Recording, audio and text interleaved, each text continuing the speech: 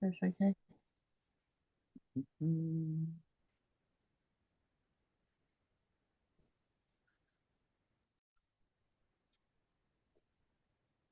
Might actually be as cold in Newcastle as it is in Warrnambool, but I would doubt it. It was freezing It here was, today. oh, I know what it's like. it I was know what colder it's like down here. yesterday. It was blowing a gale yesterday. If you know, you know. You know yourself. Mm. If you don't like the weather in Warrnambool, wait a minute. Yeah, Yeah. that's exactly right. It's the only place that you can get sunburn and windburn within an hour. Yep. Yep. It's just crazy. Darren Thornley, Mohammed Danawi, Gary, I'm going to say Havika. I probably got that wrong. But anyway, there's people already tuned in, which is excellent. Leanne Reethus as well. So if you get a chance, folks, share this. I'm going to just do that now. There's a nice little blue button that's on the just underneath the boost post. So we'll just go with let's Yeah. catch up with the Frosties on a frosty Warrnambool evening. And I'm just going to tag you guys in it while we get rolling with all this. Have you always lived in Warrnambool? Yeah. Yep. Born and bred. Yeah. It's a funny term, that born and bred. It's like a worldwide thing, isn't it? Like Yeah. everybody says it that way. It's funny. I think sprint car fans have maybe a distorted view of Warrnambool because we always roll up in January for the classic, and it's like Mm. it's great, Yeah. fun. So yeah, go for a dip in the ocean, all that good Yeah. stuff, and then, but it's not always like that. In fact, it's rarely like that. Yeah. That's right. It's hit and miss. Pro stock motorcycle, NDRC. Yeah, that'll be the end of my tags, and we'll just get rolling with this. I'm sorry it took me so long to sort of get all this coordinated. We've been talking about it for quite a while, so it's nice to actually make it happen. So thank Yeah. you very much indeed for being a part of all this. Finally nice to track you both down. I know we said we'd catch up at the Nitro Champs, but that's never going to happen. That's me being much indeed Yeah. optimistic. Yeah, you'll need to turn your volume down, Frosty. Yeah. Yeah, Yeah. I don't. Yeah. He's playing at the same time. And Yeah. it's Nobody like, needs to hear me twice. Do you see my new You like my new drag racing merch that I'm doing now? My Wadeswell merch. I yeah. started to say last night. Bit of a new See that? design. Working on a bit of a method on moonshine and a Wadeswell new sort of branch out, including drag racing in it. Which since we spoke, which is on the hill at Warrnambool, how long ago was that we did that photo shoot? That was just before Christmas. Yeah, 12 months. 2 years ago. 2 years ago. Yeah. Yeah, 2 years ago Yeah, Two with years. Grant in where, the 88. yeah, where we got sunburn. And then we were freezing later on. Yeah, Yeah. yeah, that was a good day. That. Yeah, it was. I love doing stuff like that. I think I love putting things where you don't expect them. Yeah. So I like putting a pro stock bike at a speedway or a sprint car at a drag strip, and Yeah. things like that. So, but I really enjoy the culture of the NDRC. And I think in the last 3 years in particular, it's been a lot more. We all race in the same direction for the same reason, feeling. And I think that our church song as well did a huge Yeah. amount for that Yeah, with Matt Cornell and Adam Brand. I think you guys would have felt that in motorcycle racing and the drag side of things too, wouldn't you? yeah, Yeah. we did like that. That resonated because like down here a bit too because like we had a couple of fatalities down around this area and everything like that, and it's strange. Like we've always said, drag racing, own little family. Like it's a family away from family, Yeah. and everyone just banded together. There was no words needed to be said or anything like that, and everyone felt the same all the time. So it's good, and that song really resonated with a lot of people. I think. Yeah. The day after Sam passed away, I actually flew down to Melbourne and went straight to Warrnambool to watch my son Liam race wingless sprints. So I was in Warrnambool within sort of 14 hours of that whole experience. So I find that it's fascinating to me that there are such a strong drag racing culture in Warrnambool for something that people associate with whaling and sprint cars and footy, things Yeah. like that. But to be honest, Portland is not far down the road from you guys either. Is that where sort of a lot of the drag racing culture has come from? Yeah, well, it's only an hour away. So, like, drag racing in Warrnambool's been there for a long, long time. Like, it goes back from when they were doing, 1990s. no, way back before that. They were doing just one time times up the one back road years ago. So it's been there for a long, long time. Like running up, you get stories from guys running up to Heathcote and everything like that, and it's back in the day. So And Ballarat. Ballarat and all that jazz. So it's even though it's speedway orientated and everything like that, there is a lot of drag races still here. Yeah. Yeah, for And sure. and Portland's one of those grassroots tracks. I love that. We haven't been there for probably 2 years since we built the big bike. So Yeah. but we've got the little bike to go over there, but we concentrate mainly on the big one now. So, but it's a fun little track over there. Yeah, absolutely. Us. It was the Nitro Champs was off its head on the weekend. Really big crowds for both nights, which was outstanding because Sydney's a tough town for motorsport. It's very NRL focused, and so it's hard to get people. So I think having the Magic Round up in Queensland didn't hurt us. You know, it sort of took away the distraction of footy. Yeah. No, it was good to see the crowds crowds were awesome. there. Yeah, it was good, and that's what really good to see that. Yeah, they need it up there too, because like you even on some race meets when you're being up there, you think you're going to get a big crowd and they don't turn up. But like on the weekend when you're rolling out underneath the tower and you look up and you go, damn, there's a crowd. Yeah, for sure. There's a it must be an amazing feeling to roll through the tunnel at every place that we go to, and yet all of a sudden, you know, there you're underneath that in that Colosseum effect. Is that something that you notice every time? Because Adelaide obviously is our newest jewel in the crown with that sort of stuff, and the folks are really on top of you there. It seems like they're super close. Is that something you always, catch yourself remembering? Kind of in a way, but like usually we've got a routine now we get into now, especially that we're trying to get into all the time, that I'm on the bike, start to concentrate while I'm in the pits, and really like everyone asks me about cameras and everything like that, but you don't take much notice of it. But you zone out. Yeah, you usually go down beforehand and just have a look around, and that's when you actually see all the crowd and everything like that. But it's the feeling that you're actually rolling through underneath the tower and everything like that. At each track is just, it's something different, that you just go in and you feel like you've got one purpose. You know what you're doing. That's your lane's yours, and this is where it all starts. There's a healthy respect, I'm sure, between car racing and bikes, and you can't when you come back from a run. We come back down the steps, and you guys are all in the staging lanes behind there, and the cars are towing through, or the bikes are towing through, and the cars. You can't miss that point of crossover. And I often wondered to myself whether the car guys look over and go, ooh. Like no, I know they do it with Top Fuel motorcycle. Everybody does it with Top Fuel, where they just go, no, thanks. Yeah.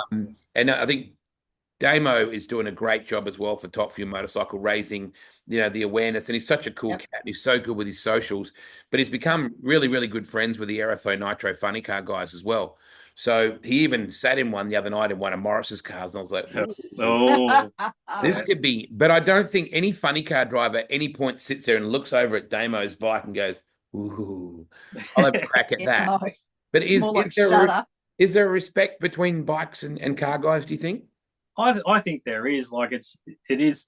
You talk to the car guys, especially the blokes I know and like that, and they just reckon we're crazy doing what we're doing, no roll cages. But same token, like you get in some of their cars and everything like that, and like they're twitchy as all hell too. Like it's not much different. Yeah, you got the roll cage and everything around you, but their reaction times are still just as quick as what we are and everything like that. And like respect on what they've got to do driving at the speeds they do and the way they do it, and the same with them with us. But I think the fear with them guys is we got no roll cages. Like we're out in the open doing it, and they're just hanging on with their butt cheeks in our hands. So yeah, so it's a bit different.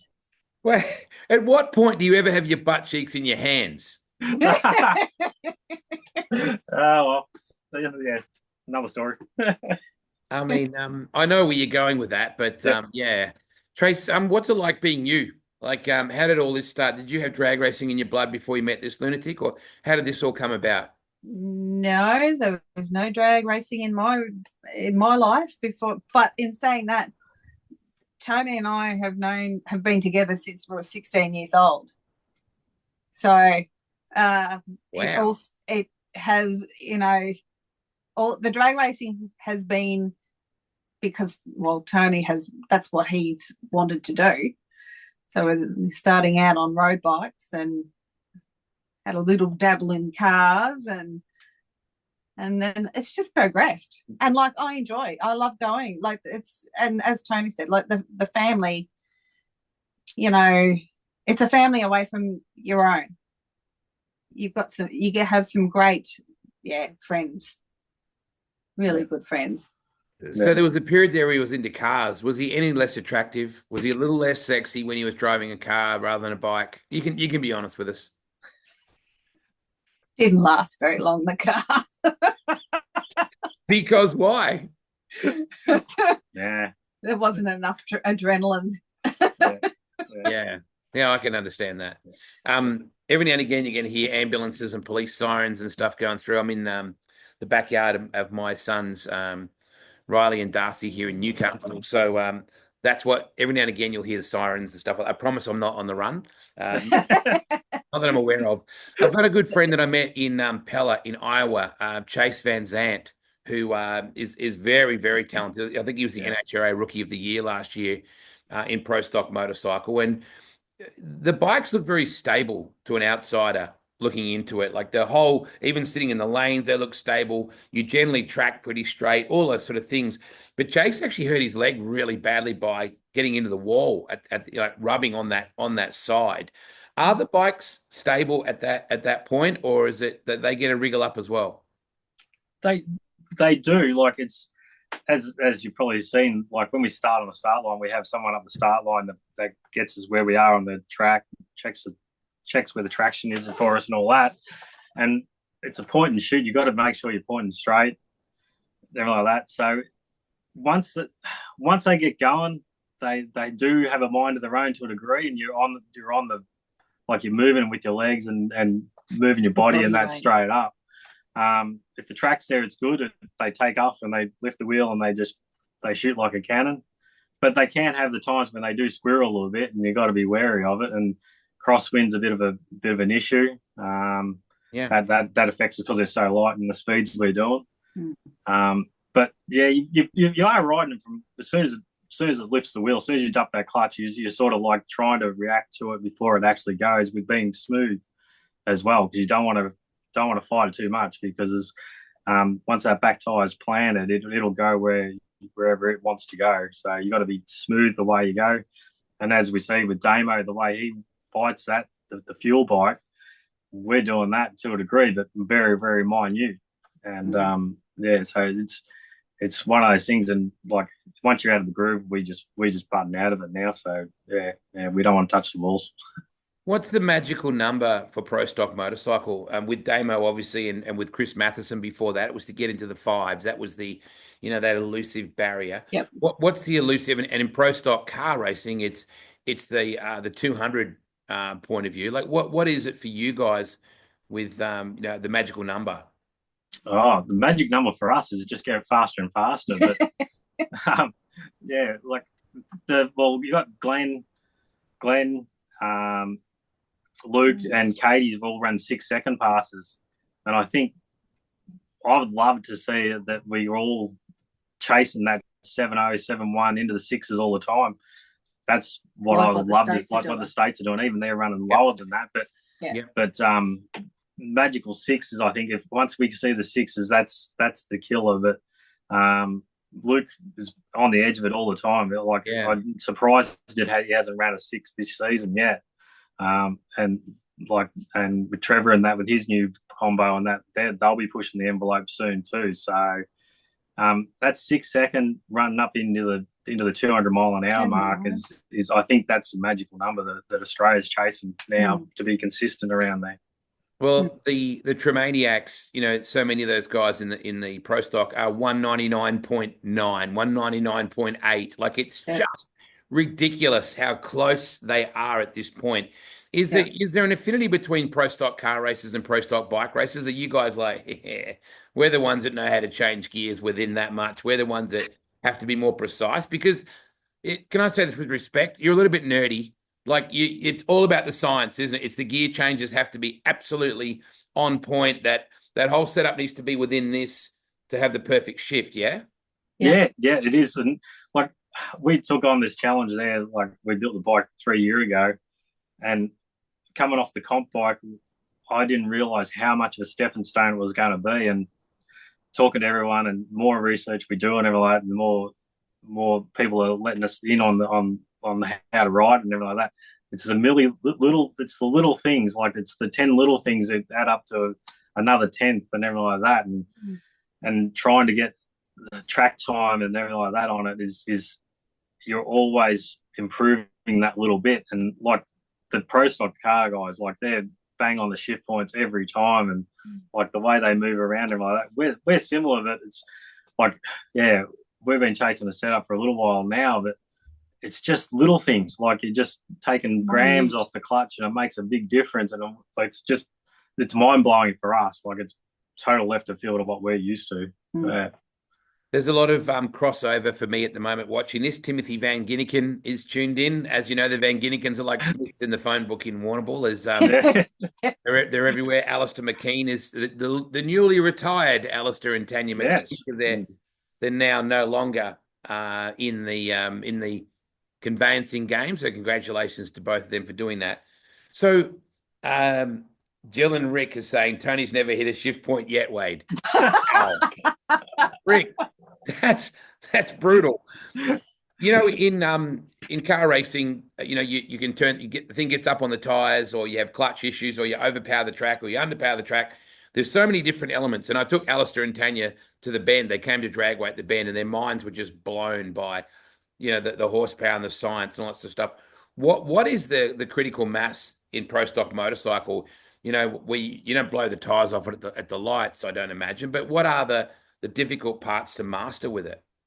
It's the clutch. The clutch is what we're learning is really sort of, and yeah, we blow the tire off. We can blow the tire off it as well. Like we have trouble on the weekend of rattling the tire, and that's just trying to get the momentum, trying to get it going as quick as we can off the start line. You don't want to hit the track too hard, and you don't want to be too soft.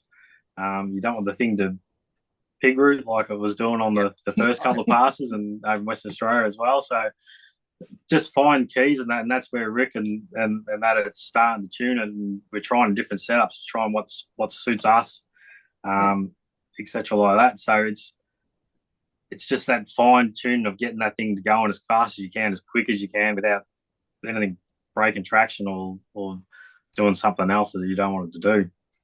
So are you dialing in a setup before you go out there? Are you saying to yourself, like the fuel guys are, or the funny cars or slammers or pro stock, going, this should run this number if all the stars line up? Are you that scientific with how the run should go if it's a perfect run? We're not at the moment. We're still relatively learning this. We got a gauge of where we think we should be, and but sometimes we're way out the window, and usually, we have put the wrong setup in, and we just thought we've gone totally the wrong way. But we're not that close yet. But we know Luke and a few of the other people like Trevor and a couple of other guys in Queensland that they can really nearly predict what it's going to do or get close to it. Yeah, but they've got the laps under it. They do the testing and everything like that, and they've got years and years of experience. So that makes a difference. Hopefully, we'll get there soon that we can actually start getting consistent, knowing that little changes this should run a low 20, hopefully, you know, like around the 30s or something like that. We should be able to dial it in so we know where we're at. Yeah. So Chris Barry's come up. He's called it out now. He's saying with Chris Barry at the Winter Nats, I'm sure a 200-mile-per-hour run will happen with the right tune-up. So, Chris, I'll hold you to that. But we like hearing that kind of stuff. I watch John Zapier a lot. And Zap, I said to him the other day, I said, mate, you're as in love with the laptop information as you are of driving this thing, I'm sure. They're all out. They've got the laptop on the roof of the door slammer, and they're just pouring through it. The Reeds do it with the fuel car, the Rapisadas. It's such a computer-based sport now, isn't it? It's come such a long way. Oh, yeah. We're amazed how much it does. Like as we always say, learning. But the computer is so much of your tool now. Like we're straight into it. We're looking at it even when we're going home after the race, and we pull the laptop up and start looking at it, and we're starting to learn. Thanks to Ryan, we've got a new clutch program now. We look at the clutch and everything like that. What we're doing, they're starting to learn that. Then all of a sudden, you look at go back to your data logger, and you go, "Geez, look at that! Like it's spun there, and the clutch has slipped there. Right, we do this, and it's the tool that you got to use all the time, and we still use a lot on the video as well, like real time, blow it up, watch what the bike's doing, everything like that. Watch what the rider's done wrong, everything like that. So, yeah, so it's but the computer side of it, they're probably a little bit more, and like they've got a lot more than what we would have on the cars and fine tuned and that. So that your logger is it tells you the truth of what's gone wrong. So porta trees and things like that, are you practicing, on lights and things like that, or you know, sort of stay away from that till race weekend? Yeah, it was last year in that. This year with everything been going on, I haven't got back into that. I just rock up and just let's just mainly just go. Yeah, let's go and just hopefully get a few practice runs, and then straight. And hopefully you got the reaction going for the elimination side of things for the round robin. So I was last year. The boys gave me a hard time on the weekend because I was the slowest reaction time in qualifying, so I had to sharpen that up. So, but down the track we'll definitely we'll practice much as we can. So, Frosty, for those that aren't familiar with pro stock motorcycle racing, give us an idea of what a run looks like for you, and that includes the fire up through the burnout phase, looking after the moisture on the front tire, how you avoid that little rolling through the water box and things like that, and then setting yourself and all that sort of stuff. Because if we're talking about a low 7-second pass here, how many shift points do you have in that? Do you have a light that comes on when you change? Is that a bit of feel, or you know when it's going to come up? What goes on? Let's say you fire the bike and you're approaching the water box. What are you doing from here? Yeah, well, we fire the bike up in the water box to try and keep the temperature down because it's all billet engine. So try and keep the temperature of the bike down as much as we can. So we'll fire it up like Rick, the starter, like Jason will usually give us a fire up. Yeah, I'll make sure Rick's right. He'll start with an onboard starter, like a remote starter, and we'll fire it up. Punch it down a couple of gears, and then we just give it a heat, dump the clutch, and we do a burnout. I watch for Tracey.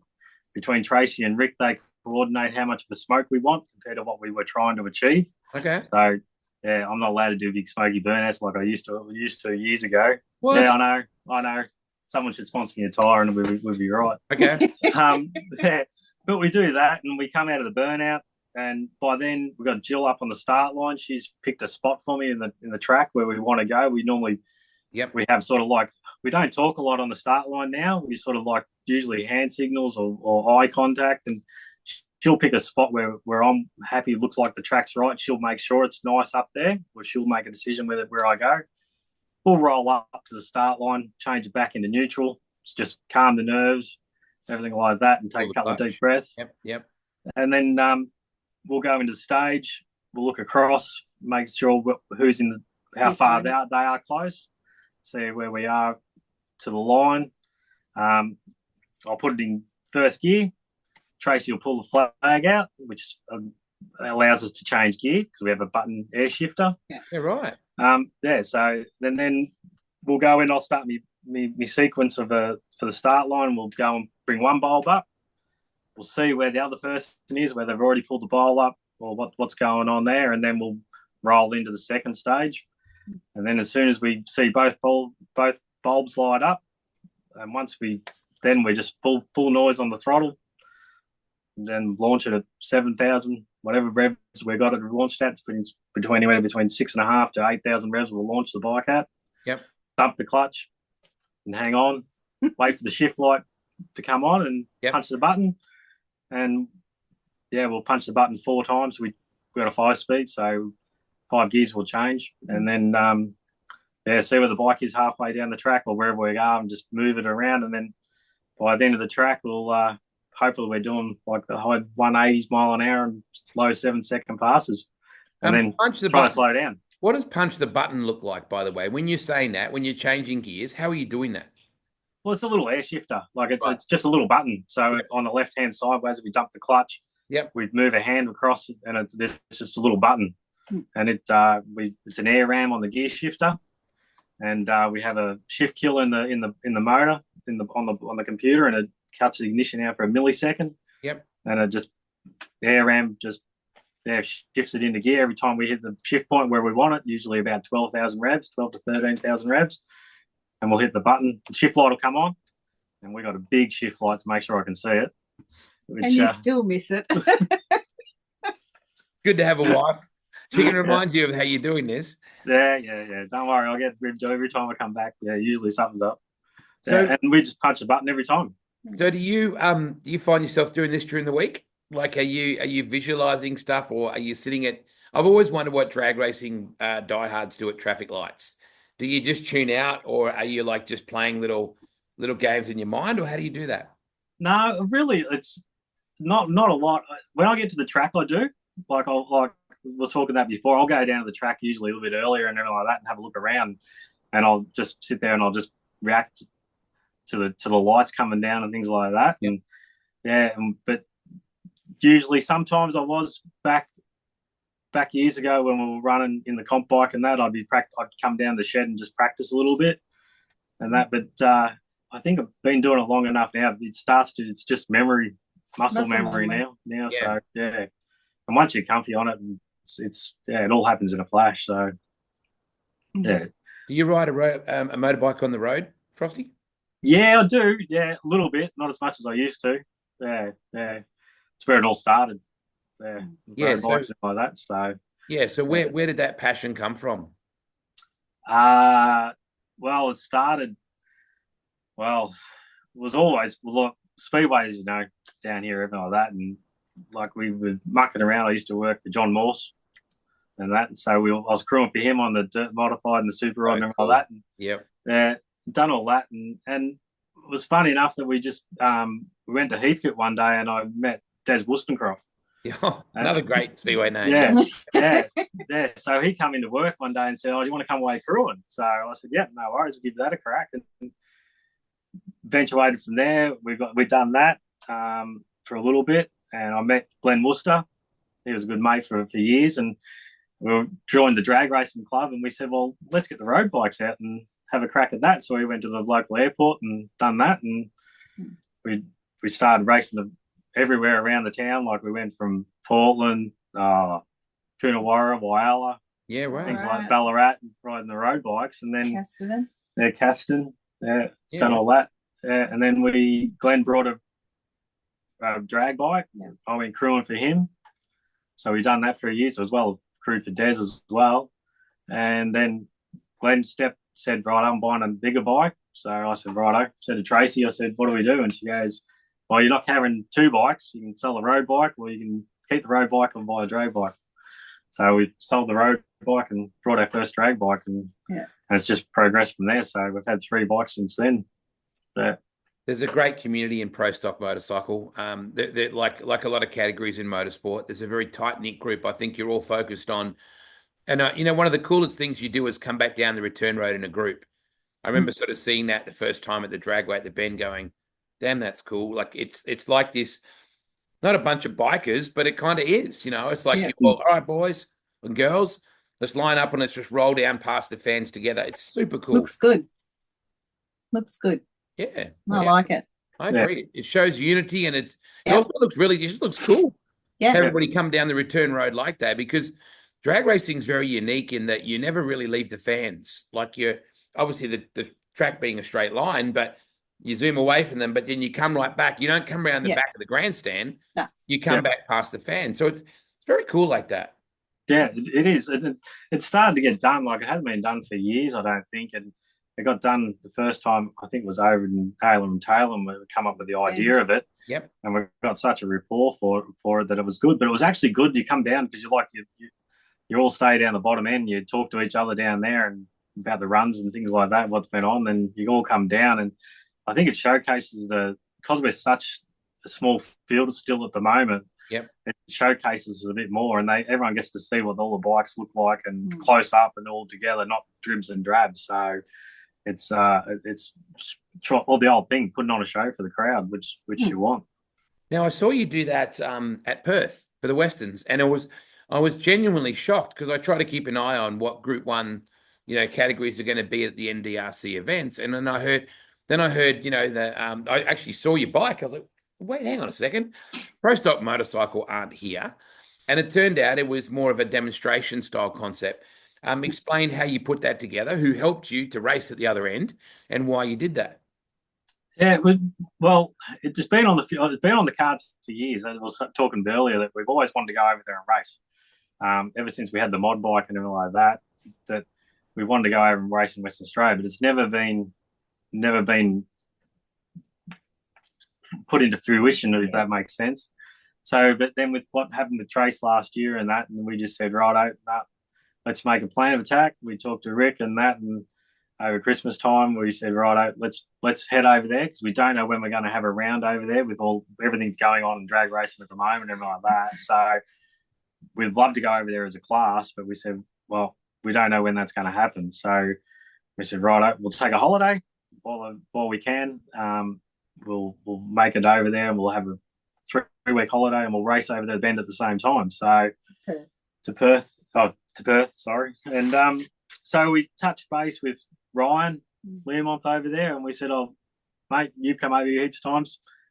We're thinking about coming over. What do you reckon? And he goes, yeah, definitely. He goes, we'll make it happen and we'll do some match racing or do something like that. And we were quite happy just to go over there and run comp bike. We weren't care as long as we got to race on the track. So talked to Ray Treasure and he was they were more than obliging for us to go over and said whatever we needed or whatever like that to do. So it was allowed us to go on behind Group 1, do a match racing setup and we had a ball, absolute ball. Yeah. The region itself, that Rockingham, Mandurah area around Kwinana is very similar to Warrnambool. It's got that, that beautiful sort of south coastal feel about it. The beaches are great. It's a little bit warmer as a general rule. And Rockingham. But how did you find the Motorplex? Was it what you expected? Yeah, it was better than I thought because being 25 years old, I was expecting a little bit run down, etc. like that. But we looked at I was watching Clay per view and everything like that, trying to get a layout of everything like that. And talking to a couple of other like speedway guys when they come in and that, and see who's been over there. But until you get over there, Jesus, it's an unreal complex. Like to stand on that mound and go, I can watch drag racing or I can watch speedway. It's very, very cool. I know, and just the way it was all combined and the way it was done, it was just it was unreal. For 25 years to go, for people to think about doing that, it's a credit to them, and still the way it runs. And I still gets me that the speedway guys use the same pits as the drag racers, and that used to be like a real no like Clay and that they all clean up and have their own tarps and everything like that. And it was good, but everyone was more than hospitable over there. We had a ball. Like as soon as we rolled in the gates, it was so much fun. We were laughing all the way, like from the start to finish. We was, as we said before, we'd go back tomorrow if we could. Yeah. It's incredible because the Motorplex sort of begat. You had Ravenswood, which was legendary, and you had Claremont Speedway, and they were polar opposites in their geography. Ravenswood was down south. Claremont was in one of the most exclusive suburbs in Australia, so it had a very limited shelf life. So the idea of the Miloseviches and the Migros to marry that together and build the ultimate, drag and speedway facility together was very visionary. It's quite incredible how, what an amazing facility, what a great culture that they have over there. It seems I think it's Kenny Chesney has a line about changing your B to an F in your bucket list, and there was probably a pretty important motivating idea behind you finally making that choice to go west and go and do that. And Tracey, I think it involves you in going, you know what, we need to do some things in our life. Can you take me through where your health journey has been? And I think this is an important time for us to share some awareness and to encourage some other people. Yeah. Well, back in July last year, I went for a regular mammogram, and then about a week later, I found out that I had breast cancer. So which was huge shock to the system, but it is what it is. So then I had to have a mastectomy. So I had that done by the end of August. And then I had 3 weeks of radiation after that. So once, I got the all clear and all the rest of it. That was the reason that we decided to do Perth. It was, why are we waiting? Like, when is the perfect time? There is no such thing. You just got to make it happen. Yeah. So that was what we decided on. So Trace, there's a history of breast cancer in your family. Your mum passed away from that some time ago. Yep. Now, whilst that doesn't mean that it's always genetic, it does happen on a high number of occasions that there's a history. Yeah, well, mine wasn't genetic. Mine was just it was a hormone-based one, which is what the female body produces. So I didn't get a choice in that one. So now it's a case of like, I'll stay on medication, which is the hormone blockers, for possibly up to 10 years. So so that cancer can't come back. So that's it's while the body goes through the menopause, because the body still produces these hormones. So then you have these tablets to block those until your body actually does go through that process. Wow. So it's kind of being attacked from within almost. It's providing a platform that you're making internally that is creating that situation. That's just so powerfully ironic. What was it like calling Tony? Because I think you did that on the phone, didn't you? Sort of let him know on the phone. Yeah, I think, what did I? Because you couldn't come home for lunch or something, so I had to ring you to tell you. And it was because.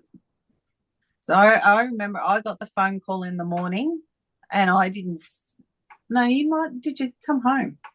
Yeah, I can't remember. Yeah, no, I can't. I think you come home. Yeah. So I didn't say anything. I actually didn't want to ring him. I didn't want to do anything. I thought, no, I'll just talk to him face to face when he comes home for lunch. So, I'd been sitting on it and stewing on it for quite some time by the time he come home.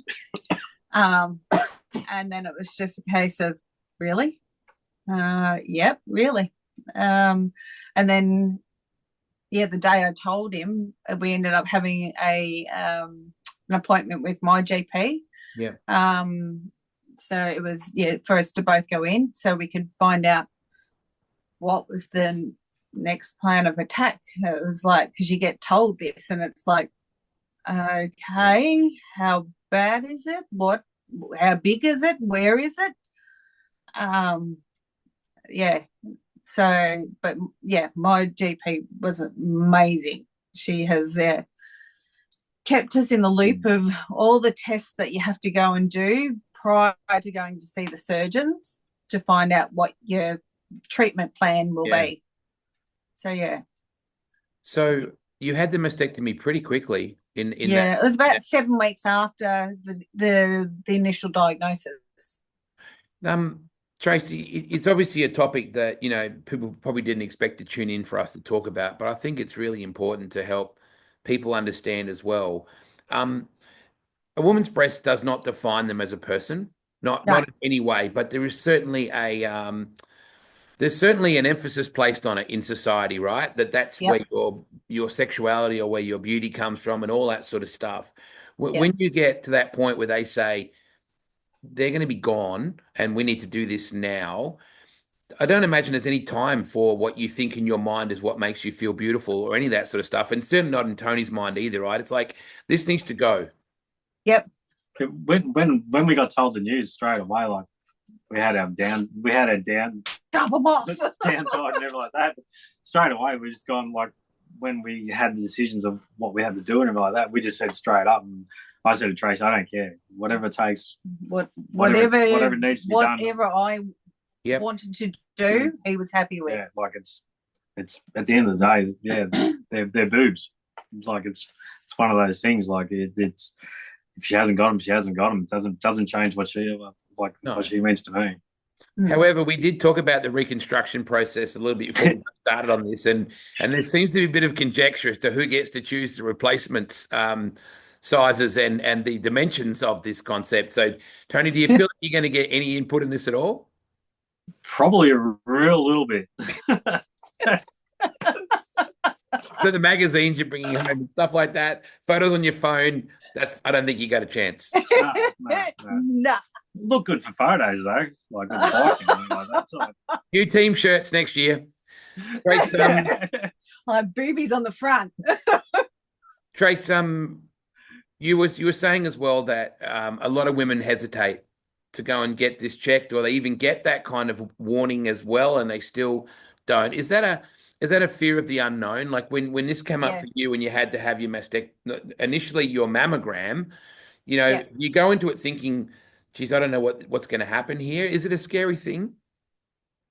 Yeah, to go, like for me to go and get the mammogram is not scary, but it's the wait afterwards to get the results. Yeah.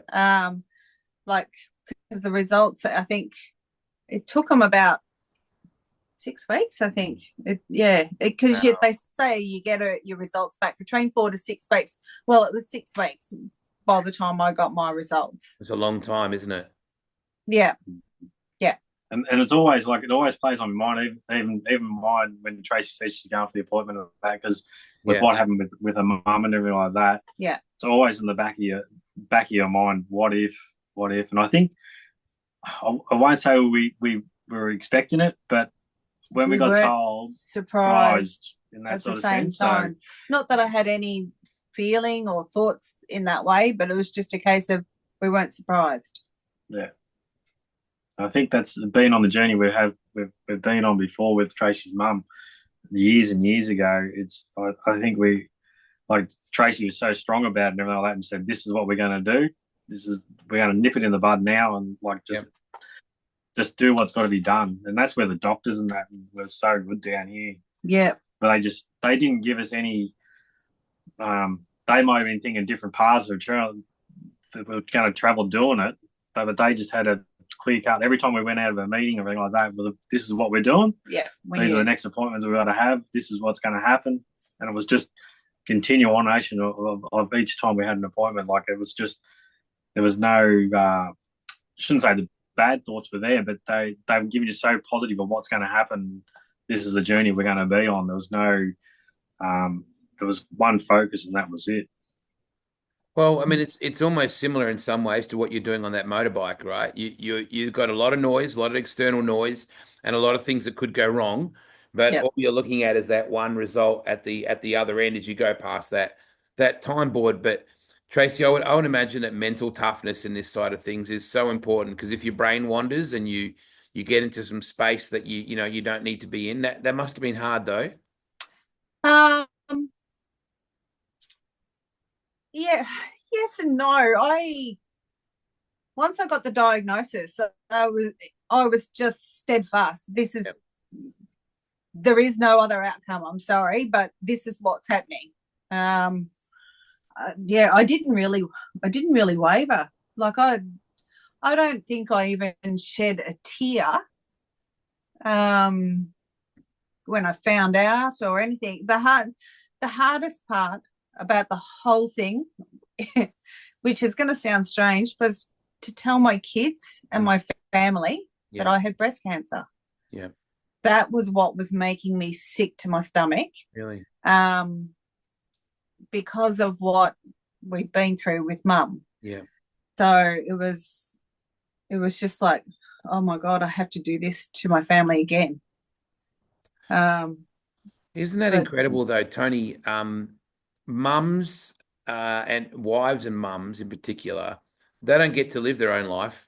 That they have to be the support network in a lot of cases. And this is going to sound a little bit sexist, but guys have their responsibilities too. And there's a lot of single dads out there, and there's a lot of dads that carry these kind of burdens as well.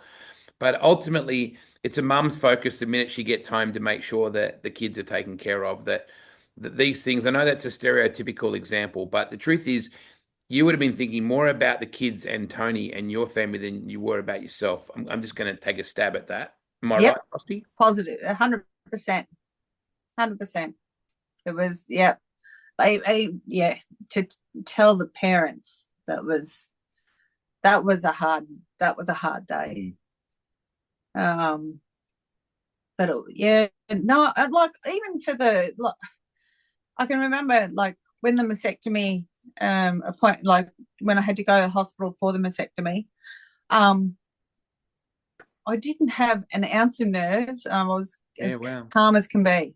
Yeah. I don't know. This is what's happening. We'll just get through it and go to the next stage. I think that's where the doctors behind the scenes and everything like that was so reassuring and positive and everything like that. And it was like Tracey was so strong through the whole thing, but they were there always reassuring, like this is what's going to happen, this is how it's going to happen, and it was just like, right, this is it, and it was true to their word. This is exactly the way things were going to be done. So. Yeah, and they were really good. Even after the vasectomy done and like that, on the follow-up appointments and the radiation and that, this could happen. This is what you do, but you need to get on and do your cream every day and do your exercises and all this. And she done it all, every day, done more than what was needed to be that side of it and be that strong.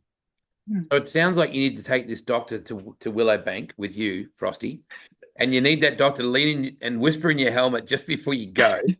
It's a 6 at 2:01, and this is what you need to do, and don't waver. It sounds like it's all in your brain, Frosty. That's where you're going wrong. Yeah. Might be called the tune-up too sometimes. Well, I mean, if Rick can't get his shit together, you're going to have to rely on outside help. That's what I reckon too, Wade. Yeah. I'm only the monkey on it, so he's the one tuning it. But where are you at now, Trace, with everything? What happens now for you? Like, is there a vigilance? Can you relax? You know, what do you do now with this? I get on with life. Good. It's coming up to the 1st year anniversary, so because of what I've had, I've got to go and have another mammogram for that, so they can just make sure that nothing else is happening in the one good boob that I have. Yeah. So, no, I imagine when I go to have that appointment, I will be anxious. Yep. But it is what it is. I've got to just suck it up and deal with it. You don't get a choice. Any excuse you had to whinge about anything, Frosty, is gone out the window, mate. I'm cold. Oh, I just stubbed my toe. You know, all that sort of stuff. My BALLS is a cold. It's not even going to get a mention, mate. I was going to say it before, but she's on these hormone blockers, and that doesn't matter what I do, mate. I'm in the wrong no matter which way I go. I can't do it. Yeah. I'm always in trouble. We can blame the hormone blockers for that, can we, Trace? Is that the? Yep, we can. It's not that he's a pain in the ass. It's purely a hormonal thing. That's right. Yeah. So winters are coming up. Very excited. It's going to be mega. You can just tell. Like if you saw the momentum that we've been carrying this year with the NDRC has been quite spectacular. And the winters will be off its chops. I have no doubt about that. When do you start preparing for that? And how often is there bike night in the shop at Warrnambool? Bike night hasn't happened as much as I'd like it to, but we started sitting there now. It's just come back from Sydney, of course, so we'll start pull it down on the weekend, check it all over. There is a few things that we did break on the weekend, so we didn't break. Needs fixing. Just needs a bit of love. Yeah, a bit of loving. But we'll start doing that this week, and then we'll start ramping up probably about 2 weeks beforehand. Yeah, but hopefully everything checks out this week. It's only regular maintenance and fixing these other little issues we've got. Yeah. And then we'll start trying to dial in a setting for our first hit. No, we just leave it the way it is. We'll run it out the back door the way it is. So have you not been listening to what we've been talking about, Frosty, for the last 3 or 4 minutes? Shut Rick up. will, Yes, Rick ma'am. will agree. If he types a message out, it'll be like, no, we're running it out the back door the way it is. I'm with her. Partly because I'm scared now, but other now I'm totally with her. We should also credit the person that came to me with this story as well, Frosty. You remember how I got to find out who told me about this story, and I'm very, very glad they did. Yeah, Rick. Yeah, Rick, my brother. Yeah, no, Rick's been on our journey from day one with the bike and everything like that. Yeah, well, he's been on the cruise. And as everyone sees us, like at the racetrack, we're two families together, and we have all the kids coming along. Like our kids have been going to the drag racing since I was 6 months old. 3 months. 3 weeks old. 3 weeks old. Yep. And we were saying that before, like we remember Bronny being oldest daughter getting handed around the pits while we're going out racing. Like someone would be looking after her while we did what we did. Yeah, and Rick and Jill have been by our side all the way through each bike we've had, and he's slowly progressing. And he was probably one of the backbones why I've got into pro stock racing, because I couldn't do it just by myself. So with backing with a couple of other people around, he's the tuner now. He's pushing me now to do more and more and go faster and try more stuff and all that. Different stuff. And he's the one that's driving it really now. I'm riding it and just fixing it, and he's the driving force, and that's why he's come to you, because that side of things with what's been going on. So yeah.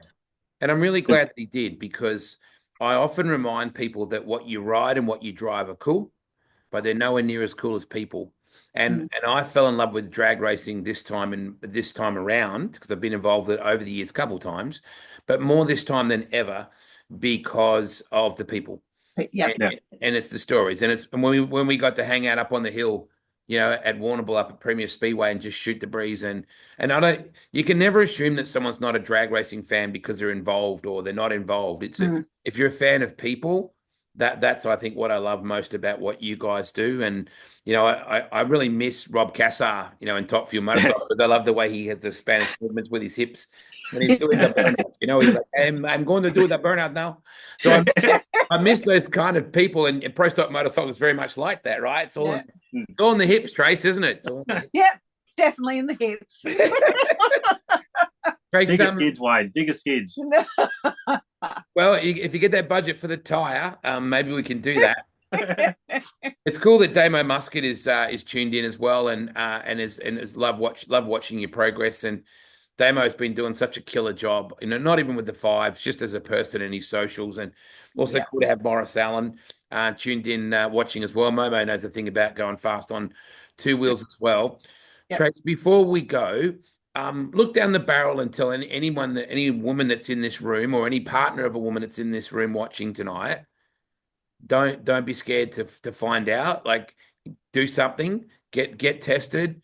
If you do the self-examination stuff, every bloke I know offers to help with that side of things, but I don't think we know as much as we think we know. So can you the floor is yours, mate. Can you just tell people? You just need to go and get that test done. Your regular mammogram, the earlier that it can be found, the better the result. Because if it goes too far, then there's so many other treatments you have to go through, whereas I was really lucky that I didn't have to go through the chemo side. And that was because it was caught early. Please go and get tested. It's not worth the risk at all. Yeah. You can have a life afterwards. Yeah, that's good news. Oh, Morris Allen saying he's just finished his bike and he's ready to enter. He reckons he's coming for you. Old guys rock. Yeah. There's plenty of old guys coming back to pro stock, so yeah, it's good. Yeah. Good mix. Yeah, it's a great class, and I love the precision in there. And that, and then at the line, like that. Never like this, right? It's always like two bikes side by side. Yeah. It is a fantastic class. The Winters is coming up. The King's birthday weekend up at Willowbank. It's going to be off its head. I cannot wait. the Facebook page for you guys, Tony Frost Racing. Is that how? Yeah. So Yep. people know that. And drop Tracey a message too. Like if she's on Stalker Book, she's got a very nice puppy dog on her as her profile. Looks nothing like her, in case you're wondering. Nope. It's the one you haven't heard him trying to get in. He's been banging at the door. Oh, has he? Oh, let him in. Let him in. Oh, no. Really? Oh, we're about to wrap it up. You got to let him in. What's his name? Zeke. Oh, cool. We'll go get him. Yeah, let Zeke in. I was going to say, if the iPad goes flying, it's because he's whacked it going past. Here he comes. This will be fun. I bet nobody breaks into the workshop with Zeke out there. Zeke. Yeah. Sit there. Sit. Oh my God. The big boy. Hey, Zeke. Zeke. He's not very smart, but that's okay. I don't have to tell him. Can't wait to see you guys at Willowbank. Thank you so much for doing this, Trace. I'm really glad that Rick reached out to me with this and we got this conversation started. I'm sorry it took us so long to do it, but there's another reason why you had to stick around. You got this beautiful big. Well, you got two puppy dogs sitting right there with you. Let's be honest. Yeah, I do. One's more house trained than the other one. Don't shit on the carpet again, Tony. You've been told about that before. That's exactly right. I'll see you guys in Queensland in a few weeks' time.